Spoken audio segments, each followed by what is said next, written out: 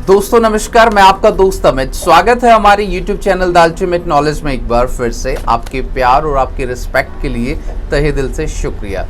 Guys, आज हम लोग उन स्टूडेंट्स की बात करेंगे जो बच्चे या तो फाइनल ईयर के एग्जाम दे रहे हैं या फिर अपना बैचलर ऑफ एजुकेशन जो है कंप्लीट कर चुके हैं। तो गाइज, एक बहुत ही इंपॉर्टेंट टॉपिक पर मुझे लगा कि बच्चों को इस चीज़ की नॉलेज देनी चाहिए।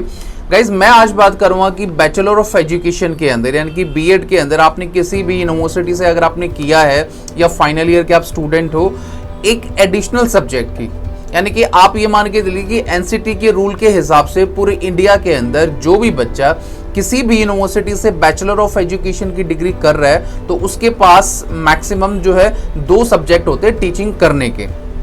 आप समझे नहीं मेरी बात, मतलब 2 टीचिंग सब्जेक्ट होते हैं जो उसको बीएड में मिलते हैं। अब कई बार क्या होता है गाइज, हम लोग है ना 1 या 2 मास्टर्स कर लेते हैं, कोई डिस्टेंस से कर लेते हैं, कोई रेगुलर से कर लेते हैं। तो वहां पर बच्चे का इंटरेस्ट ये होता है कि काश मेरे पास ये सब्जेक्ट और होता।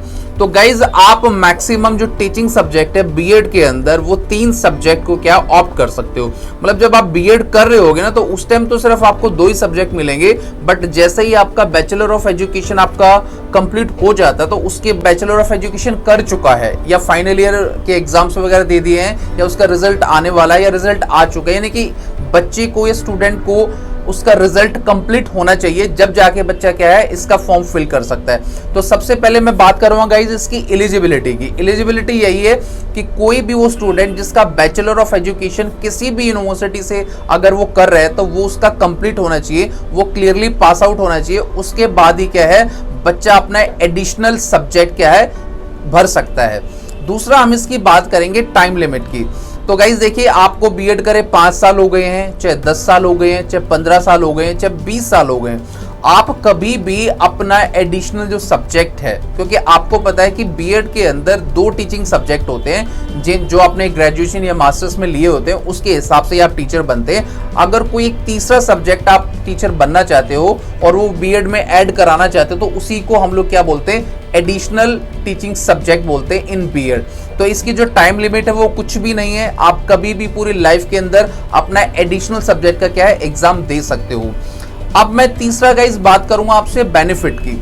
तो बेनिफिट क्या है गाइज, देखिए आज के टाइम में बच्चे ना डिस्टेंस से रेगुलर से बहुत सारी मास्टर्स वगैरह डिग्री कर लेते हैं और उनको होता है कि यार मुझे इस सब्जेक्ट के अंदर भी इंटरेस्ट है। देखिए, आदमी मल्टी टैलेंट स्टूडेंट हो सकता है। आप बाई चांस आप मान के चलिए कि बैचलर ऑफ एजुकेशन के अंदर आपके पास 2 टीचिंग सब्जेक्ट थे, टीचिंग ऑफ इंग्लिश और टीचिंग ऑफ सोशल स्टडी।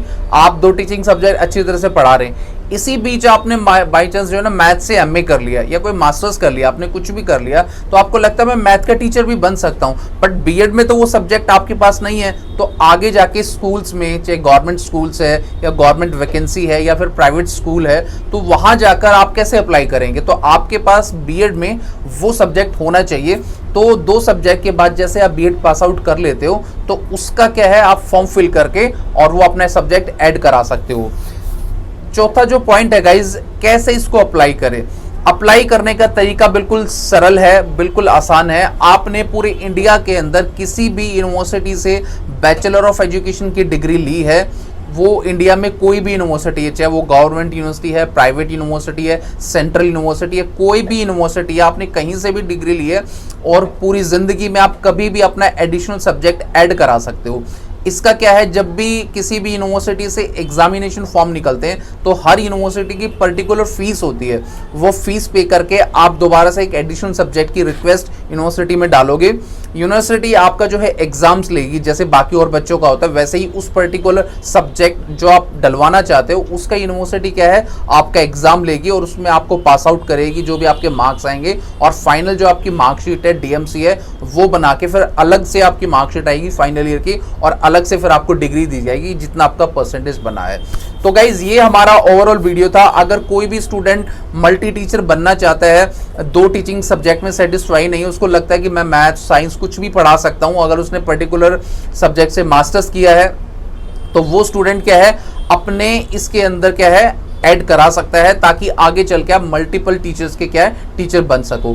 तो गाइज, अगर आपको वीडियो पसंद आए तो प्लीज लाइक कर देना, अगर बहुत अच्छा लगा तो शेयर कर देना और हर हाल में चैनल को सब्सक्राइब कर लेना, क्योंकि इस चैनल पर जानने के लिए आपके लिए बहुत कुछ है, ताकि इस प्रकार के इन्फॉर्मेशन और एजुकेशनल वीडियो आप तक पहुंचते रहे। तो thank you so much guys, take care, bye bye, मुस्कुराते रहना।